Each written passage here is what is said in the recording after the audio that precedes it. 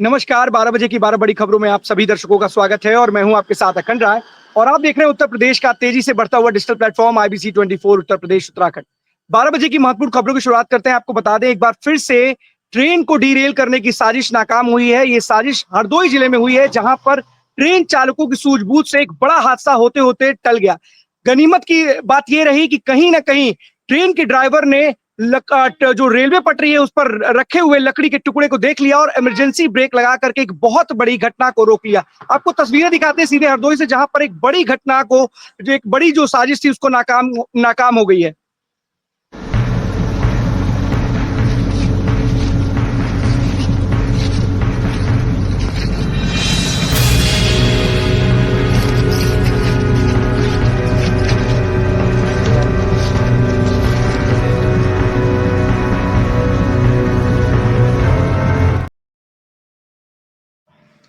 आप देख सकते हैं किस तरीके से पटरियों के बीच में जो अर्थिंग का जो लोहे का वायर होता है, उसके जरिए लकड़ी को बांध दिया गया था रेलवे पटरी पर, जिससे कि जो ट्रेन वहां से गुजरे वो डीरेल हो जाए। एक बहुत बड़ी साजिश है और आपको बता दें, एक नहीं बल्कि दो ट्रेनों को डीरेल करने की साजिश रची गई थी। लेकिन जो ट्रेन के ड्राइवर थे, उनकी सूझबूझ से जो बड़ा हादसा था वो होने से बच गया।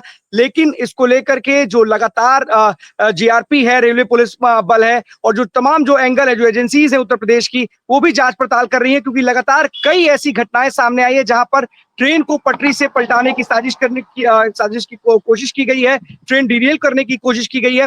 लगातार इस तरह की घटनाएं सामने आ रहे हैं। लखनऊ में भी ऐसे ही देखने को मिला था, एक लकड़ी का मोटा सा टुकड़ा रेलवे पटरी पर रख दिया गया था और उसपे भगवा एक गमछा भी मिला था। तो तमाम ऐसी घटनाएं लगातार ऐसी देखने को मिल रही है। तो कहीं ना कहीं एक बड़ी साजिश हो सकती है, जो लोगों को ना सिर्फ नुकसान पहुंचा सके, बल्कि बड़ी घटना को अंजाम दिया जा सके।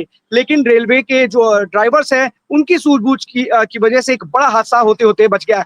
एक और खबर आपको बताते हैं मुरादाबाद से, जहां पर कपड़ों के गोदाम में भयानक आग लग गई और ये आग की लपटें 2 से 3 किलोमीटर तक दिखाई दे रही थी। करीब 14 से 15 फायर टेंडर ने इस आग को पर काबू पाया, और वो भी कई घंटों की मशक्कत के बाद। आपको तस्वीरें दिखाते सीधे मुरादाबाद से।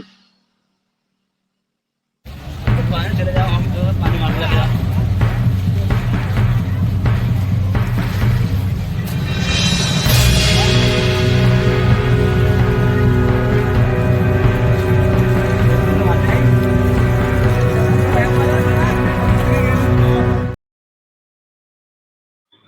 कपड़ों का गोदाम है और लाखों का सामान जलकर खाक हो गया है। सबसे बड़ी बात है कि 2 से 3 किलोमीटर तक की लपटें दिखाई दे रही थी, और जिसने भी इस मंजर को देखा वो दंग रह गया, क्योंकि आग की लपटें भयानक रूप अख्तियार कर रही थी।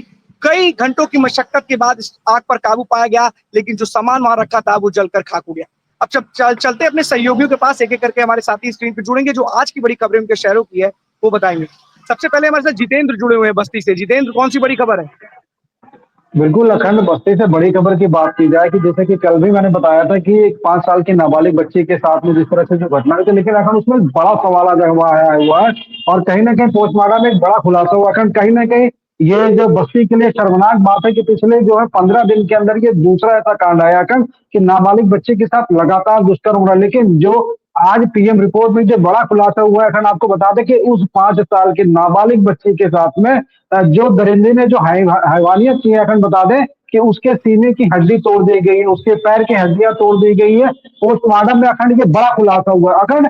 इससे भी उस दरिंदे का जब मन नहीं भरा तो उसने उस बच्चे को उठा के पटक दिया, जिसके उससे उसके शरीर में कई जगह पे ब्लड की जो है क्लॉटिंग भी हुई है। फिलहाल पीएम रिपोर्ट में यह बहुत बड़ा खुलासा हुआ अखंड। फिलहाल जो अभी पिछले 12 तारीख को जो बस्ती में जो है मुख्य शहर में बीचों बीच में जिस तरह से 5 साल के नाबालिग बच्ची के साथ में जो दुष्कर्म हुआ था, वो मामला ठंडा नहीं हुआ था कि पुलिस के जो जवाबी में जो है फिलहाल ये कह सकते हैं कि जो अपराधी उन्होंने एक और कारनामा कर दिया। 5 साल के नाबालिग बच्चे के साथ में दुष्कर्म कर रस्सी से उसका गला बांधना, जिस तरीके से सीने की हड्डियां तोड़ दी गई, उसके पैर तोड़ दिए गए, पटक दिया गया, मन नहीं भरा। तो कहीं ना कहीं ये दरिंदगी वाकई में अखंड एक शर्मनाक बात है। फिलहाल बस्ती के जो पुलिस अधीक्षक वो पूरी तरह से एक्टिव है। उन्होंने 4 टीमें तो गठित कर दी है, लेकिन कहने के अपराधियों ने पुलिस के जो उनके जो चाक चौक व्यवस्था है, उनके जिस तरीके से वो मॉनिटरिंग करते हैं, कहीं ना कहीं सवालिया निशान खड़ा कर दिया है कि आखिर में 15 दिन के अंदर जो पुलिस को कहीं ना कहीं उन्होंने चुनौती दे दी। अखंड, फिलहाल अब पुलिस टीम गठित कर रखी है, उसमें जांच कर रही है, लेकिन जिस तरीके से नाबालिग बच्चियां लगातार जिस तरीके से दुष्कर्म का शिकार हो रही है, उस तरह से घटना हुई है, कहीं न कहीं ये बहुत बड़ा सवालिया निशान है। फिलहाल अब देखना होगा कि बस्ती पुलिस अधीक्षक क्या इसमें करती है और कितनी जल्दी इसका खुलासा करती है। अखंड। सबसे बड़ी बात है कि चुनौती पुलिस के लिए भी है कि 15 दिनों के भीतर 2 इस तरीके की घटनाएं घटित हो जाती हैं और दोनों का ही अगर देखा जाए तो एक में तो पुलिस का अपराधी जो है पुलिस की गिरफ्त में है, लेकिन दूसरा अपराधी जो है दूसरे मसले का वो अभी पुलिस की गिरफ्त से बाहर है। ऐसी हैवानियत दरिंदगी करने वाला व्यक्ति अभी भी पुलिस की गिरफ्त से बाहर है, तो सवाल जरूर खड़े होंगे और चुनौती पुलिस के लिए भी है, क्योंकि एक घटना घटती है उसके बाद ही उसके कुछ दिन बाद ही दूसरी घटना घट जाती है। तो ऐसे में बस्ती पुलिस के लिए सवाल खड़े होते हैं और जो पुलिस के बस्ती के पुलिस अधीक्षक है उनके ऊपर भी सवालिया निशान लगता है कि आखिरकार इस तरह की घटनाएं घटित हो रही हैं। ऐसे मानसिक रूप से विक्षिप्त जो प्राणी है, क्योंकि जो हैवानियत जो दरिंदगी उस बच्ची के साथ की है उस व्यक्ति ने, उसको एक कड़ी सजा मिलनी चाहिए, लेकिन वो पुलिस की गिरफ्त से बाहर है, तो सजा कब मिलेगी?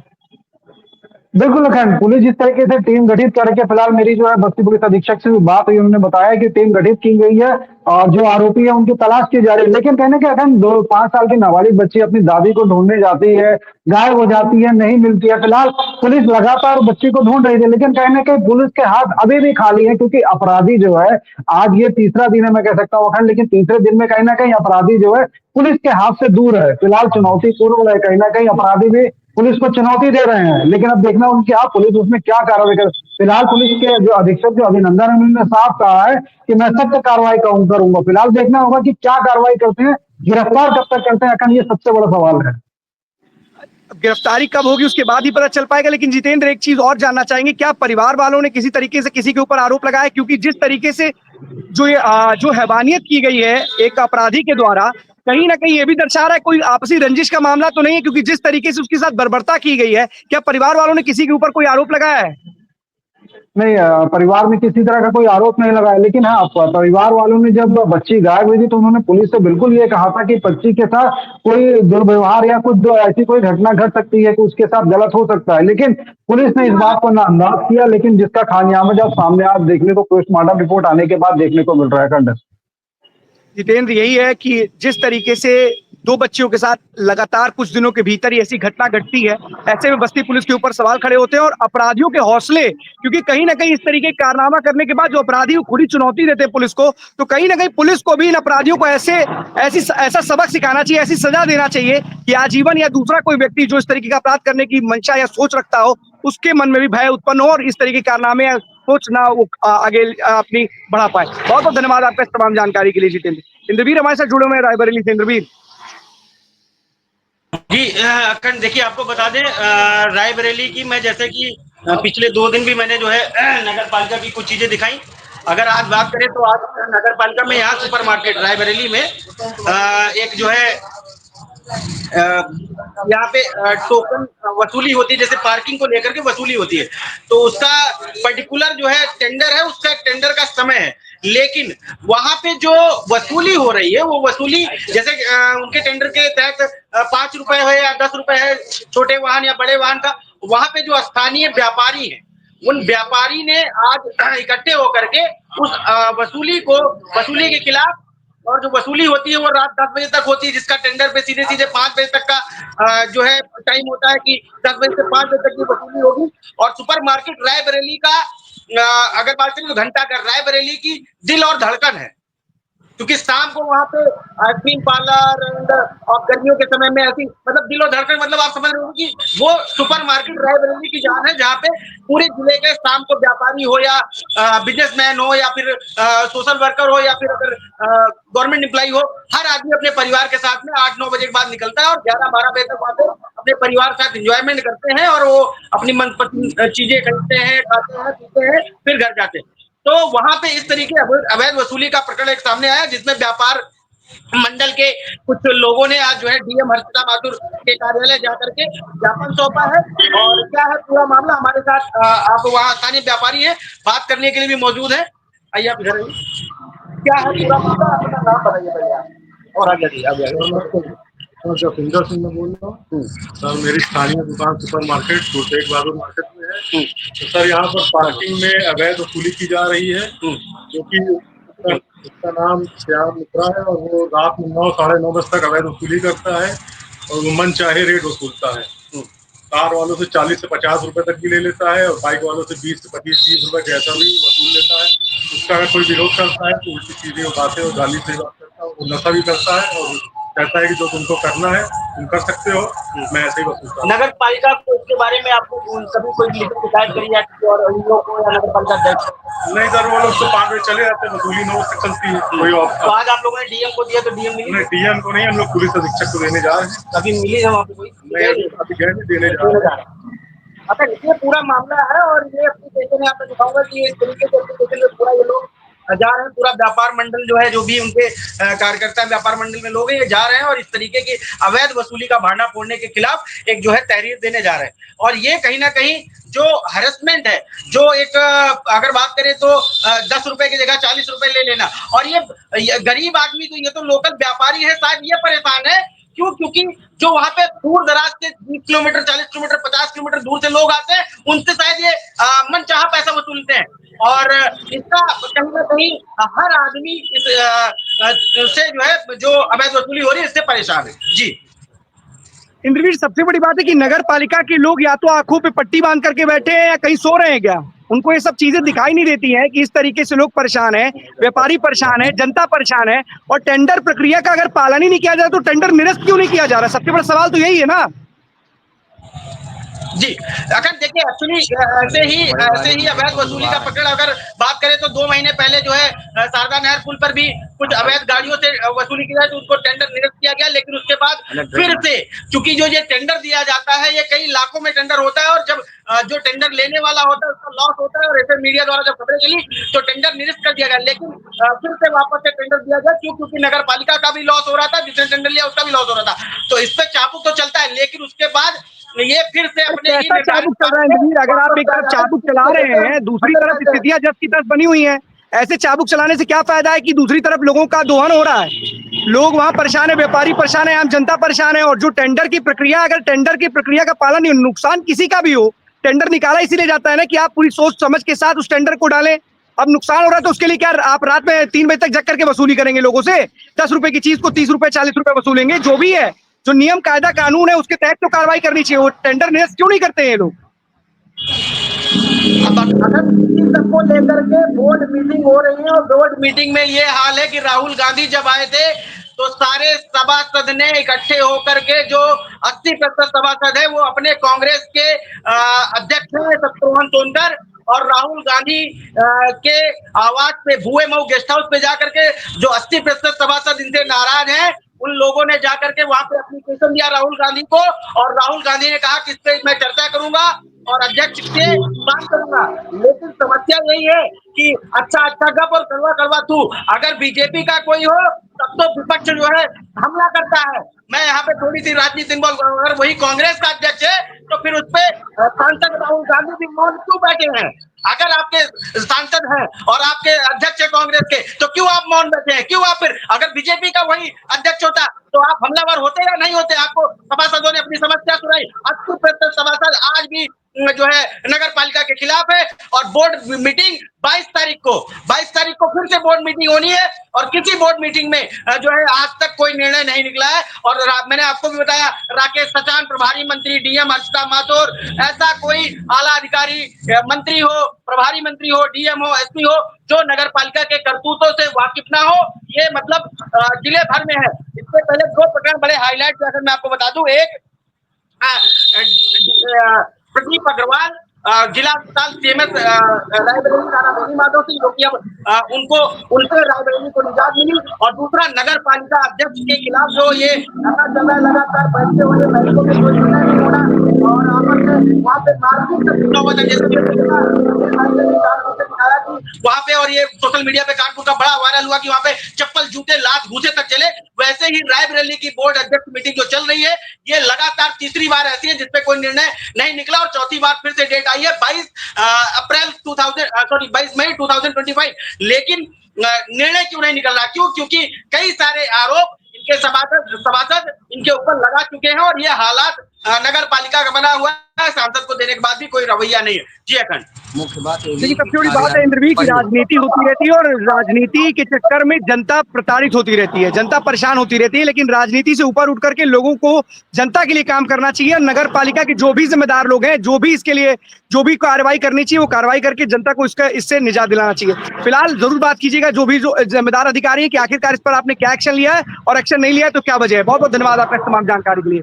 अवनीश जुड़े हुए हमारे साथ कानपुर से। अवनीश, कौन सी बड़ी खबर है?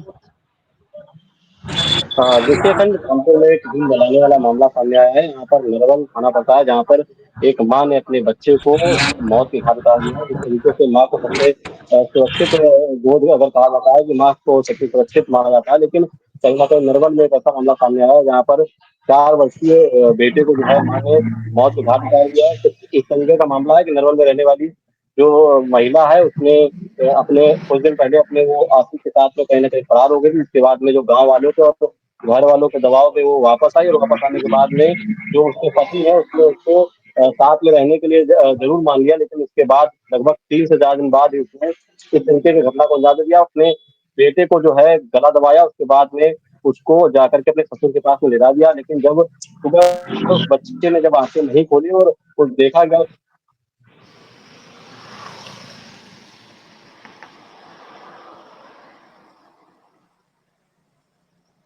अवनीश से रिकनेक्ट हो गए, कनेक्शन पे कुछ दिक्कत है। ज्ञानेंद्र हमारे साथ जुड़े हुए हैं। ज्ञानेंद्र, प्रतापगढ़ से कौन सी बड़ी खबर है? बिल्कुल अखंड, देखिए बात नगर पालिका की ही करेंगे लगातार। देखिए आज भी अभी मैं धूप से थोड़ा सा हट के खड़ा हूँ क्योंकि आज टेम्परेचर काफी हाई है। देखा गया कि आज लखीमपुर में तकरीबन 30 मिनट तक ओले गिरे हैं और एक बर्फ की चादर जैसा लखीमपुर पूरा ढक गया था। लेकिन प्रतापगढ़ में टेम्परेचर तकरीबन 42 से 43 डिग्री सेल्सियस कम कल भी यही था, आज भी यही टेम्परेचर है। और लगातार नगर पालिका का एक बेरुखा चेहरा नजर आ रहा है। ना कहीं प्याऊ की व्यवस्था है और जो वाटर एटीएम लगाए गए हैं, सबसे बड़ी बात वाटर एटीएम की ही बात करूंगा कि वाटर एटीएम जो लगाए गए हैं वो तो तकरीबन 4 साल से अधिक हो गए हैं, मेरी जो जानकारी है वो अभी तक वर्क नहीं कर रहे हैं। केवल जब लगाए गए थे तो 1 से 2 महीने का अंतराल में वो चले थे। और लेकिन एक मानवता भी बनती है कि नगर पालिका की ओर से प्याऊ की व्यवस्थाएं जरूर की जाती है, लेकिन प्याऊ की व्यवस्था कहीं भी नहीं है। हादी हाल के सामने हाँ ये कह सकता हूँ कि जब स्वर्गीय हरि प्रताप जिंदा थे तो उनके द्वारा वो हर साल और हर गर्मी के सीजन में करवाया जाता था और ठंड के सीजन में एक रैन बसेरा वीवीआईपी ढंग से बनाया जाता था। लेकिन एक गेस्ट हाउस है नगर पालिका का ही कहा जाता है हादी हाल, वहां पे वो हर साल प्याऊ की व्यवस्था और छोटे मोटे नहीं कि 1-2 घड़े रखवा दिए हो गया, वो तकरीबन 10 से 15 घड़े रखवाते थे और प्याऊ की व्यवस्थाओं में कोई भी कमी नहीं छोड़ते थे। लेकिन इस बार कुछ अलग ही रूप दिख रहा है, प्याऊ की व्यवस्थाएं कहीं नहीं है कहीं, चाहे वो बस अड्डा हो, चाहे वो रेलवे स्टेशन हो, चाहे वो हाली हाली हो, चाहे वो चौक घंटाघर हो, चाहे वो सदर बाजार हो, चाहे वो चिलबिला।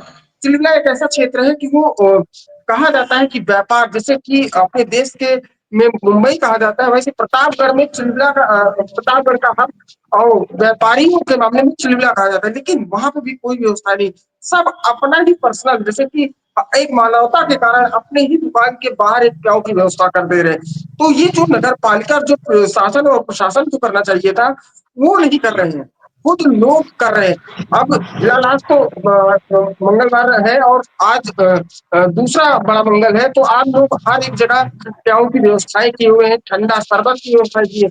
लेकिन कल भी का दिन देखा गया और वाटर एटीएम तो ना के बराबर है, करोड़ों की लागत से लगाए गए हैं, तकरीबन 20 से अधिक वाटर एटीएम वहां पे लगे हुए हैं, कोई भी व्यवस्था नहीं है। मैंने कल आपको दिखाया कि विश्वनाथगंज के विधायक अपना दल के थे, फिलहाल उनसे इन इस विधानसभा और नगर पालिका से नहीं लेना है, लेकिन ये कहा जिम्मेदारी बनती है, वो भी सत्ता में है, वो चाहे तो शासन शासन तक अपनी बातें रख सकते हैं। लेकिन उन्होंने किस तरीके से बातें रखी आपने सुना। सबसे बड़ी बात भाजपा का सिंगल एक विधायक है, वो सदर से ही है, लेकिन उनके घर जहां उनका आवास है, जहां उनका प्रतिष्ठान है, वहां से मात्र कुछ ही दूरी पे वाटर एटीएम लगा, वो तक नहीं चल रहा है। और सोचिए उनकी एक प्रतिष्ठान है और काफ़ी जाना-माना प्रतिष्ठान है, लेकिन वो अपने प्रतिष्ठान के बाहर एक प्याऊ की व्यवस्था नहीं किए हैं। तो जब एक सत्ता पक्ष का विधायक नहीं किया है, तो अन्य लोगों को जो अन्य शासन और प्रशासन में उनसे क्या उम्मीदें रखी जाए? फिलहाल गर्मी बेतहाशा है और लोग देखने को मैं कल देर रात तक घूम रहा था, तो एक चीज़ मैंने नोटिस किया, वो विज़ुअल मैंने नहीं बना पाया लेकिन आज मैं वो निकलूँगा ज़रूर।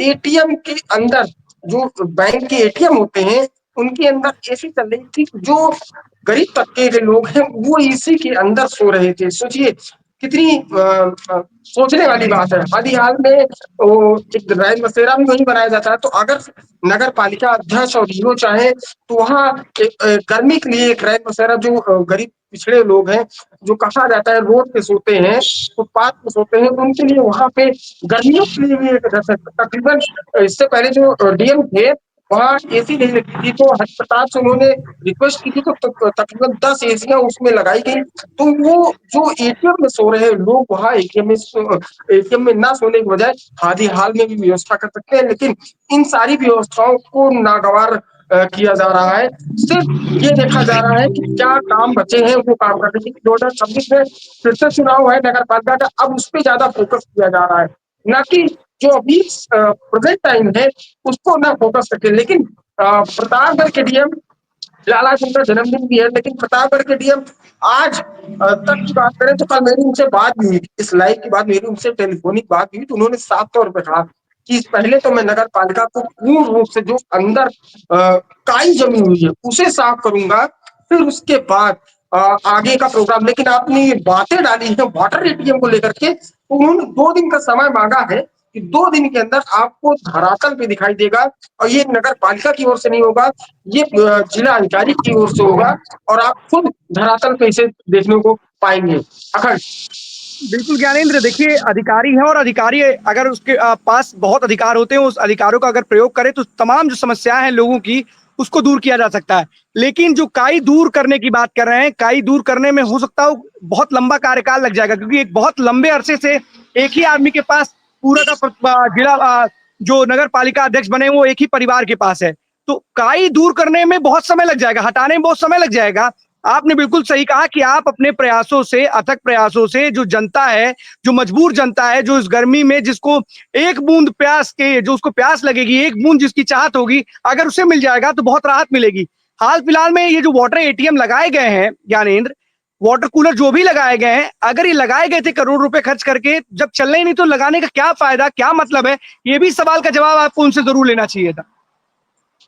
बिल्कुल अगर देखिए हमने पूछा था उनसे और खास तौर पे देखिए ये पूरा वाटर एटीएम जो है वाटर प्यूरिफाई पूरा जो है मिनरल वाटर की तरह आता है, जैसे एक 20 रुपए की बोतल खरीदी पूरा प्यूरिफाई पानी होता है और 1 रुपए से आप जाइए 1 रुपए। उनसे मैंने ये सवाल पूछा भी था, उन्होंने कहा था कि ये जो वाटर एटीएम है करोड़ों की लागत से लगे हैं, क्यों नहीं चले हैं? फाइलें निकलवाई जा रही है पूरी पूर्ण रूप से और फिलहाल इनकी मरम्मतें कराई जाएगी और इनको पुनः आप देखेंगे तो गर्मी का सीजन है ये कह सकते हैं, लेकिन मैं अपनी ओर से और शासन की ओर से जो मुझे अफराइश है उनके लिए मैं पहला मेरा दायित्व होगा कि बस अड्डा और स्टेशन और जो अड्डे हैं छोटे, जैसे कि अगर जो जहाँ और बसें खड़ी होती हैं वहां के लिए मैं पहले जो यात्री आते जाते हैं उनके लिए मैं व्यवस्था करवाऊंगा, लेकिन वाटर एटीएम को मेंटेन कराने के लिए और उसको बकायदा ठीक करने के लिए जो क्योंकि छोटे में है नहीं और उसका एक पूरा कागज, लेकिन उससे हट के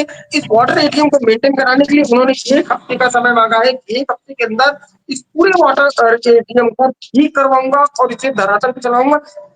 भले ही शासन से पैसा आने में उसको टाइम लगेगा, लेकिन जो हमारे हाथ में है मैं पहले उसे पूर्ण करूंगा। लेकिन जो नगर पालिका में ये ऐसे जैसे मामले खुल रहे हैं, जो घोटालों के भेंट चढ़े हैं, इनके ऊपर कार्रवाई तय है, ये जिलाधिकारी का साफ तौर पे कहना था, टेलीफोनिक उन्होंने ये चीज कहा है। फिलहाल और सबसे बड़ी बात ये है कि शिवशाय अवस्थी, मैं ये नहीं कहूंगा, मेरी मुलाकात उनसे अभी जब से वो आए हैं तो एक ही बार हुई है, वो भी प्रेस कॉन्फ्रेंस। अभी तक मेरी जितनी बातें हुई है सिर्फ टेलीफोनिक हुई है, तो सीधे तौर पे जिलाधिकारी ने साफ तौर स्पष्ट कर दिया है कि जो भी घोटालों में सम्मिलित होगा उनको जेल भेजा जाएगा और खासतौर पे चाहे वो पुराने ही योग क्यों ना हो, उनके खिलाफ मुकदमा पंजीकृत कराया जाएगा। उन्होंने कई फाइलें कई फाइलों को लेके गए।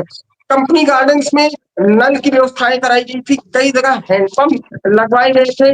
वो हैंडपंप कहाँ है और वो चल रहे हैं कि नहीं चल रहे, धरातल पे है कि नहीं, उनको देखा जाएगा। सबसे बड़ी चीज देखिए, वाटर लेवल बहुत तेजी से घट रहा है, चाहे वो लखनऊ हो, आप लखनऊ में ही है, देख रहे हैं लखनऊ, कानपुर, रायबरेली बात करें, बहुत तेजी से वाटर लेवल, जो तालाब थे, तालाब अब वहां पे आवास बन चुके हैं। तो उन तालाबों की भी फाइल तहसील से निकलवाई जा रही है, और खासतौर पर ज्ञानेंद्र, वाटर सबसे बड़ा लेवल। सवाल है कि अगर इन फाइलों को निकलवाया जाएगा तो बहुत लंबा वक्त लग जाएगा, और हमें लगता है उस वक्त के आते आते कहीं ऐसा ना हो कि जो निकलवा रहा है वो उसका कहीं और दूसरी जगह तबादला भी हो जाए। बहुत बड़ा ऐसा कई बार देखा गया है कि जो अधिकारी तेज तर्रार होते हैं, उनसे जो वहां के लोग होते हैं, जो कहते हैं ना कि एक सत्ता पक्ष के जो लोग होते हैं, या यूं कहे कि जो दबाव डालने वाले लोग होते हैं, कहीं जुगाड़ वाले लोग होते हैं, वो चाहते हैं कि हम भी परेशान हो जाए, इससे पहले ही भैया इनको हटा दो। तो बहुत सारी ऐसी चीजें होती हैं। लेकिन फिलहाल जितना समझ में आया कि देखिए, फाइलें जरूर निकलवाइए, लेकिन उससे पहले जो भी वहां पर जो त्वरित जो जरूरत की चीजें, जैसा आपने बहुत अच्छा बताया कि आप वहां स्टेशन पर इस तरीके की व्यवस्था करने जा रहे हैं, तो कहीं ना कहीं बहुत अच्छी पहल होगी आपकी तरफ से। आप कार्रवाई बिल्कुल कीजिए। ये आपको अगर आप जैसे अधिकारी रहेंगे तो लोगों के मन में डर जरूर रहेगा, लेकिन उससे पहले ये सारी चीजें, क्योंकि गर्मी का जो प्रकोप देखने को मिल रहा है, जो प्रचंड गर्मी है, लोगों को परेशान कर रही है। क्योंकि जो प्रतापगढ़ के लोग हैं, शायद उनको जानकारी होगी, जैसा कि आपने बताया कि जो विधायक हैं सत्ता पक्ष के, उनका एक प्रतिष्ठान है, उन्होंने अपने प्रतिष्ठान के बाहर एक प्याऊ की व्यवस्था नहीं कराई है। ऐसा इसलिए नहीं कहूंगा, कभी कभी ऐसा तो प्रतिष्ठान में अगर वो प्याऊ की व्यवस्था कराएंगे तो वहां से शायद पानी की बोतल ना खरीदे, अगर मैं सही हूं तो। दूसरी चीज, बहुत से ऐसे लोग हैं जिनके अंदर मानवता कुछ बची हुई है, जो मानवता के तहत अपने आसपास या प्रतिष्ठान या घर के बाहर उन्होंने लोगों की प्यास बुझाने के लिए व्यवस्था कर रखी है। ऐसा नहीं है कि कोई आएगा तो ही से प्यास लगेगी। आज की डेट में मौसम बेईमान हो चुका है, इतनी प्रचंड गर्मी है, लोग परेशान हैं, तो उनको पानी एक बहुत बड़ा सहारा है। और अगर हो सके तो पानी के लिए विशेष इंतजाम हर तरफ से करने चाहिए, और नगर पालिका को उसके ऊपर विशेष ध्यान देना चाहिए। ना वाटर एटीएम काम कर रहे हैं, ना वाटर कूलर काम कर रहे हैं, और प्याऊ घड़े कहीं तो दिख ही नहीं रहे होंगे। ये गारंटी के साथ कह रहा हूं, जब आप फैक्ट चेक के लिए निकलेंगे ज्ञानेंद्र, तो शायद ही आपको कोई भी सरकार की तरफ से कोई भी घड़ा या प्याऊ दिखे। मैं यकीन के साथ कह सकता हूं। हाँ, अगर छोड़ दिया जाए कोई स्वयं जो सहायता समूह होते हैं, उनकी अगर बात की जाए तो उनकी तरफ से जरूर लगाए गए होंगे, वहां भी बैनर पोस्टर जरूर लगे होंगे। लेकिन इतना जरूर है कि आज भी मानवता जिंदा है, कुछ लोग इस चीज को ध्यान में रखते हैं, लेकिन सरकार की जो जिम्मेदारी है उसको जरूर पूरा करना चाहिए। ये जरूर पूछिएगा ज्ञानेंद्र जिलाधिकारी से कि आखिरकार कब तक इसका इंतजाम किया जाएगा। ऐसा ना हो कि आपके इंतजाम के चक्कर में गर्मी बीत जाए और वो इंतजाम फिर से, वो मशीनें जो खरीदी जाती हैं वो या तो बंद हो जाए या तो पैकिंग के ही रूप में पैक होकर जरूर वहीं पर पड़ी रह जाए। इतना जरूर पूछिएगा ज्ञानेंद्र, क्योंकि मुझे लगता है कि जिलाधिकारी बहुत ज्यादा जानते हैं उस जिले के बारे में, और कहीं ना कहीं वो एक तेज तर्रार अधिकारी के रूप में काम करते हुए नजर आ रहे हैं। फाइलें जरूर निकलवाएं और कार्रवाई भी करें, ये जरूर आश्वासन लीजिएगा। क्योंकि फाइलें निकलवाते निकलवाते कभी कभी फाइलें निकलती तो हैं, लेकिन कहीं दब जाती हैं, किसी बोझ से कहीं ढक जाती हैं। तो इतना जरूर हो कि कार्रवाई जरूर हो उन पर। इसके बारे में जरूर बात कीजिएगा ज्ञानेंद्र।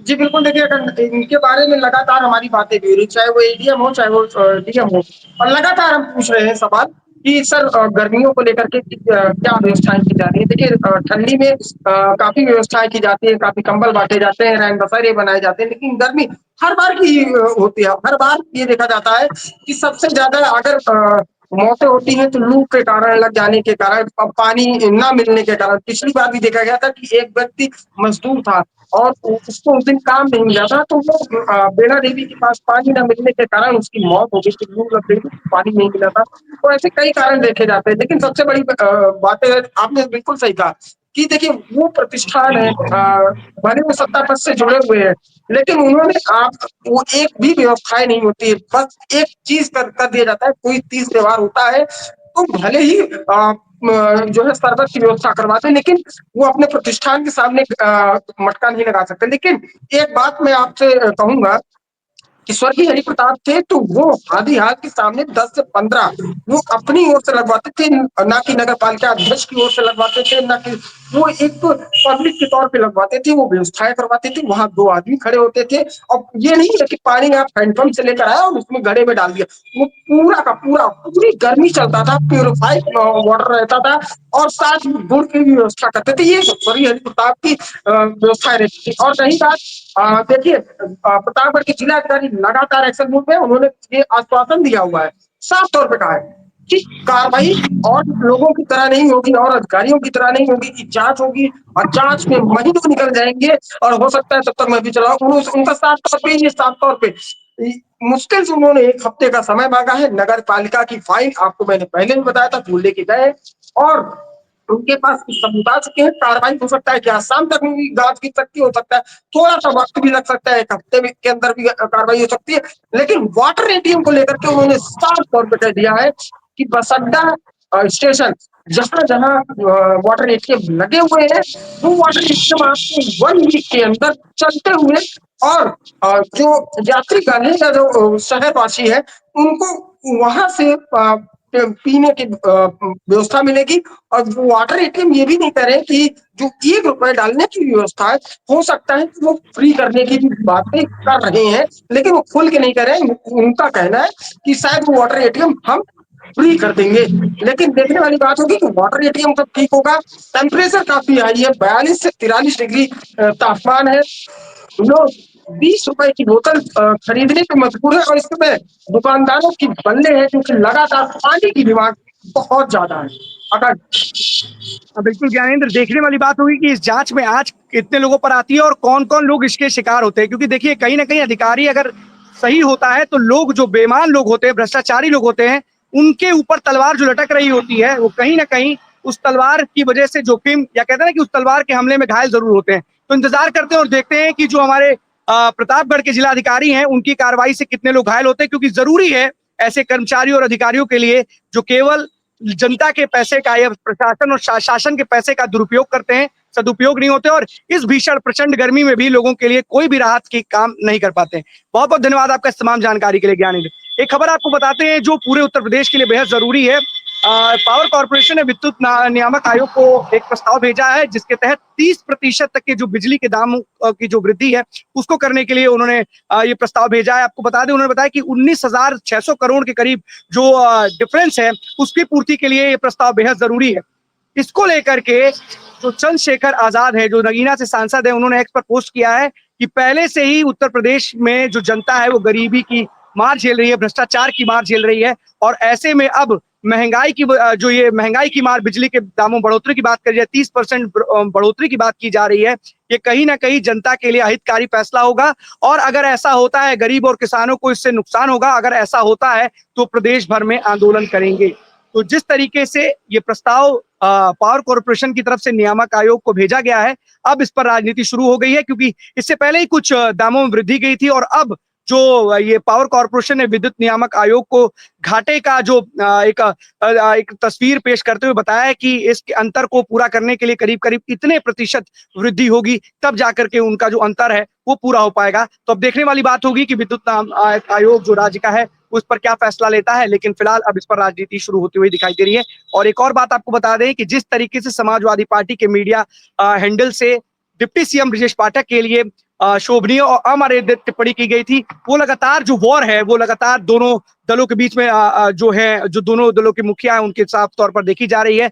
डिप्टी सीएम ब्रजेश पाठक ने आज एक और पोस्ट किया और उसमें भी उन्होंने मनोविज्ञान से लेकर के होम साइंस तक की बात की और सबसे बड़ी बात है कि इसको लेकर के समाजवादी पार्टी के मुखिया के ऊपर ही उन्होंने हमला बोला। और कल इस पूरे मसले पर सूबे के मुख्यमंत्री योगी आदित्यनाथ ने भी समाजवादी पार्टी के ऊपर सवाल खड़े किए थे, जिसके बाद समाजवादी पार्टी के मुखिया अखिलेश यादव ने बोला था कि आपके प्रवचन की जरूरत नहीं है। तो तमाम ऐसी चीजें चल रही हैं और जिस तरीके से एक डिप्टी सीएम के ऊपर इस तरीके की अमर्यादित भाषा का इस्तेमाल किया गया है, कहीं ना कहीं लोगों में रोष जरूर है और आज उस रोष के चलते इससे कई एफआईआर भी दर्ज कराई गई है। फिलहाल देखने वाली बात होगी कि इस पर क्या कार्रवाई होती है। दोनों तरफ से जुबानी जंग तेज है, चाहे वो समाजवादी पार्टी के मुखिया अखिलेश यादव हो या फिर सूबे के डिप्टी सीएम ब्रजेश पाठक। आज रक्षा मंत्री राजनाथ सिंह का ऑपरेशन सिंदूर के बाद पहला दौरा होगा राजधानी लखनऊ में और आज उनके स्वागत के लिए तमाम जो कार्यकर्ता इकट्ठा होंगे और इसके साथ ही तिरंगा यात्रा का भी एक आयोजन है और एक तिरंगा यात्रा भी निकाली जाएगी। तो कहीं ना कहीं ये तमाम बड़ी खबरें थी जो आज हमने अपने दर्शकों को बताई। तो फिर से कल एक बार फिर हम आपके सामने पेश होंगे 12 बजे और तमाम बड़ी खबरों के साथ हम कल आपसे फिर से एक बार मुलाकात करेंगे। तब तक के लिए दीजिए हमें इजाजत। धन्यवाद।